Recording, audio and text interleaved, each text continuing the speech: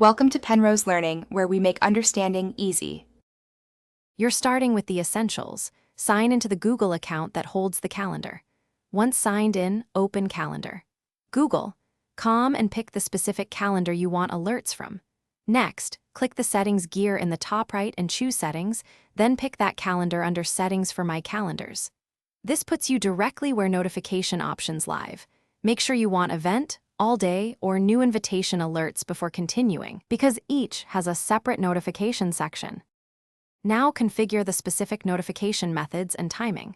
Under Event Notifications, add either a pop-up, an email, or both.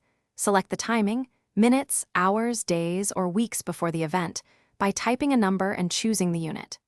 Once done, configure all-day event notifications and new invitations in their own sections, because those behave differently. Make sure to save or click Add Notification as you create each rule. This ensures you get the right alert at the right time, on the right device. Finish by ensuring device-level notifications are enabled. Open your phone settings, find Google Calendar, and allow notifications and badges. Make sure the event is on the calendar you edited and that sharing permissions let you receive updates. If alerts still fail, clear the app cache, force a sync, or sign out and back in. Also verify the calendar time zone matches your device.